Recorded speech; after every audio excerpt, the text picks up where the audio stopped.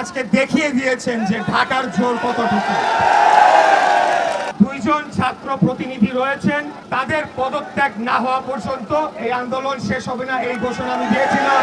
সরকারকে আগামী 24 ঘন্টা থেকে 48 ঘন্টা পর্যবেক্ষণ করা হবে তারা কি করে, এবং আমার পক্ষ থেকে নগরবাসীর কাছে আমি করজোড়ে ক্ষমা চেয়ে নিচ্ছি।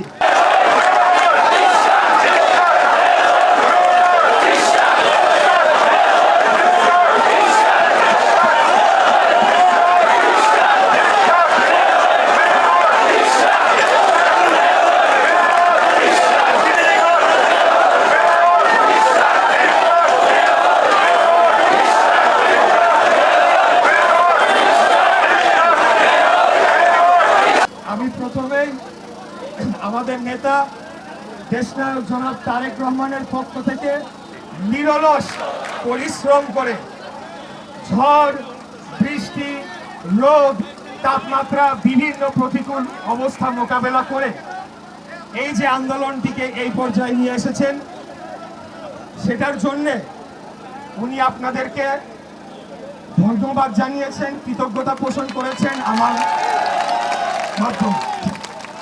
এর পাশাপাশি আমি ইশরাক হোসেন,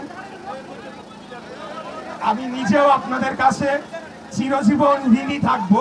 যখন এই বর্তমান সরকার আমার অধিকার থেকে আমাকে বঞ্চিত করা শুরু করলো, আপনারা স্বপ্রণোদিত হয়ে ঢাকাবাসী একযোগে নেমে এসে আজকে দেখিয়ে দিয়েছেন যে ঢাকার জোর কতটুকু। প্রিয় নেতৃবৃন্দ, আমি আসার সময় আমাদের নেতৃবৃন্দের সাথে কথা বলে এসেছি, তাই কিছু দিক নির্দেশনামূলক বক্তব্য আপনাদের মাঝে রাখবো, আপনারা শুনবেন।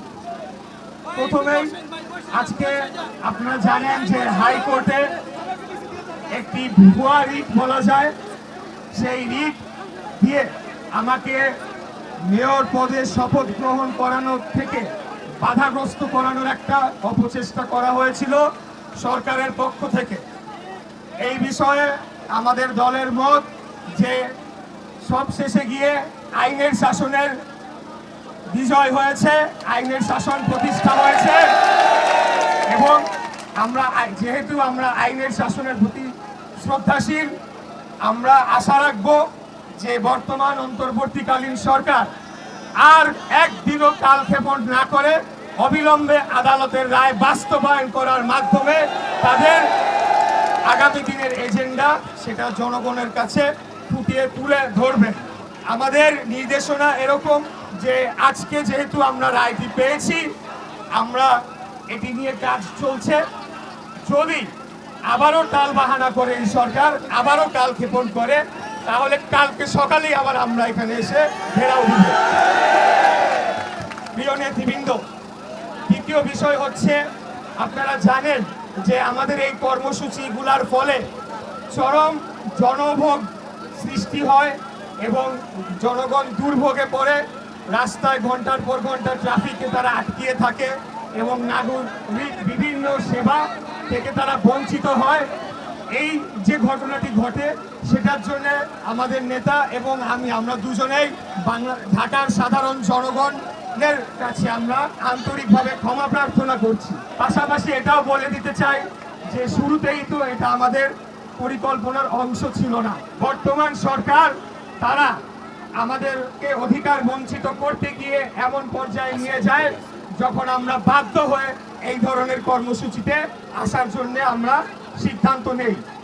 এখন গতকাল আমি একটা কথা বলেছিলাম, যেটি হচ্ছে যে বর্তমান সরকারের ভেতরে যে দুইজন ছাত্র প্রতিনিধি রয়েছেন, যারা একটি নতুন রাজনৈতিক দলের সরাসরি সমর্থক এবং সংগঠক হিসেবেই কাজ করছেন, তাদের পদত্যাগ না হওয়া পর্যন্ত এই আন্দোলন শেষ হবে না, এই ঘোষণা আমি দিয়েছিলাম।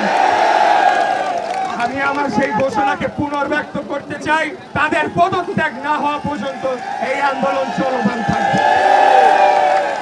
তবে আজকে হাইকোর্টের, যেহেতু বাংলাদেশ জাতীয়তাবাদী দল বিএনপি একটি গণতান্ত্রিক, নিয়মতান্ত্রিক এবং আইনের শাসনে বিশ্বাসী রাজনৈতিক দল, আজকের হাইকোর্টের আদেশনার পর আমাদের দল সিদ্ধান্ত নিয়েছে যে আপাতত আমরা স্থগিত রাখবো এবং সরকারকে আগামী 24 ঘন্টা থেকে 48 ঘন্টা পর্যবেক্ষণ করা হবে তারা কি করে, এবং তার পরিপ্রেক্ষিতে তাদের যে কর্মকাণ্ড সেটার উপর ভিত্তি করে পরবর্তী কার্যক্রম নির্দেশনা আসবে এবং নেওয়া হবে। এখন এখানে একটা জিনিস স্পষ্ট বলতে চাই যে রায়ের বিষয়, শপথের বিষয় আলাদা অংশ, আর এটা হয়ে যাওয়া মানে প্রথম যে দাবিটি করেছিলাম যে ছাত্র প্রতিনিধি সহ অন্যান্য প্রতিনিধিদের পদত্যাগ করতে হবে, সেটা কিন্তু পরিবর্তন হবে না। সেই দাবির জায়গায় থাকবে। হয়তোবা সরকারের সাথে আমাদের উচ্চ পর্যায় থেকে আলাপ আলোচনা করে এটিকে সমাধান করার চেষ্টা করবে। যদি না হয় তখন সেই অনুযায়ী ব্যবস্থা নেওয়া হবে আন্দোলন সংগ্রামে। প্রিয় ভাইরা, আজকে আমাদের যতটুকুই অর্জন হয়েছে, আমাদের যুদ্ধ কিন্তু শেষ হয়ে যায় না।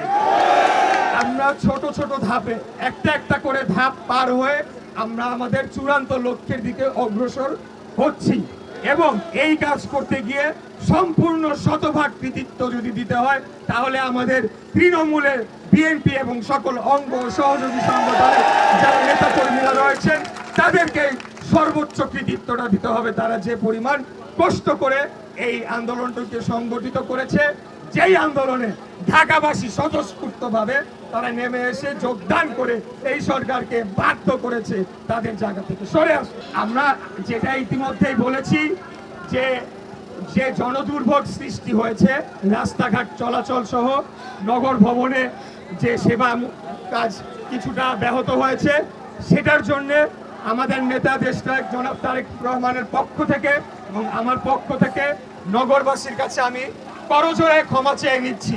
কিন্তু পাশাপাশি এটাও বলে দিতে চাই, একদিন আপনারা অবশ্যই বুঝবেন কেন আমরা আজকে এই কাজটি করেছিলাম। যেদিন গণতন্ত্র পুনঃপ্রতিষ্ঠা পাবে সেদিন আপনারা হয়তো বা বুঝতে পারবেন। তো প্রিয় নেতৃবৃন্দ, এখন আর বক্তব্য দীর্ঘায়িতর কিছু নাই। আমাদের নির্দেশনা এটাই, আমরা পর্যবেক্ষণে রাখবো সরকারকে, তারা ধানের শীষের প্রার্থীর সাথে এখন কি ধরনের কি আচরণ করে সেটি দেখার বিষয় রয়েছে। আপনারা জানেন আরেকটি নতুন রাজনৈতিক দল, তারা এটা নিয়ে নানা ধরনের বিভ্রান্তিকর লেখা লিখছে, পোস্ট লিখছে, ভুল আইনি ব্যাখ্যা দিচ্ছে। কিন্তু আমরা বিশ্বাস রাখি প্রফেসর ডক্টর মোহাম্মদ ইউনূস, মাননীয় প্রধান উপদেষ্টা, বাংলাদেশ সরকারের মাননীয় প্রধান উপদেষ্টা, উনি সর্বজন শ্রদ্ধেয় ব্যক্তি, ওনাকে আমরা সবাই শ্রদ্ধা করি। আমার নেতা দেশনায়ক জনাব তারেক রহমান বিশেষত আমাকে বলে দিয়েছেন তুমি ওনার কথা বলবে। ওনাকে শ্রদ্ধা জানিয়ে আমরা বলতে চাই, আপনার আশেপাশে এই যে কুলাঙ্গাররা রয়েছে তাদেরকে এবং তাদেরকে আপনি অপসারণ করে একটি পূর্ণাঙ্গভাবে একটা নিরপেক্ষ অন্তর্বর্তীকালীন সরকার গঠন করেন, যার অধীনে নির্বাচন হবে, এবং অনতি বিলম্বে একটা নির্বাচনের তারিখ ঘোষণা জনগণ, বাংলাদেশের জনগণ দেখতে চায়, শুনতে চায়, এটা আমি মনে করি।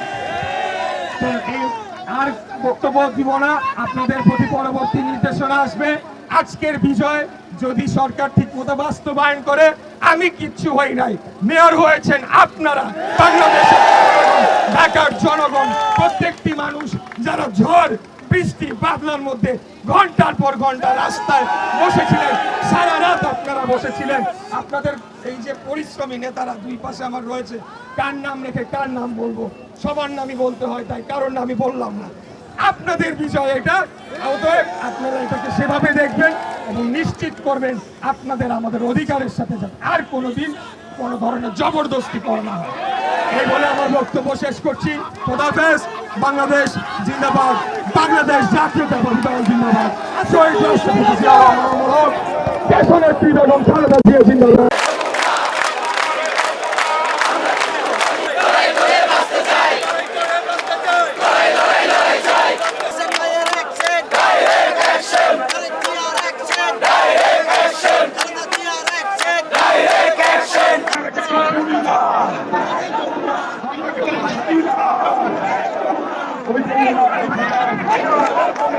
ওই তো মনে আছে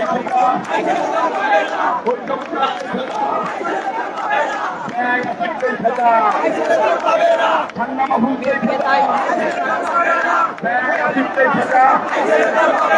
ঠান্ডা মাহবুবকে ঠান্ডা ওই যমুনা এই যমুনা ভূমিকম্প হবে না স্লোগানে যমুনার নির্বাচন খুলে পড়বে না এই যমুনার দিকে হাত তুলে ওই যমুনা ওই যমুনা দেখে যমুনা দেখে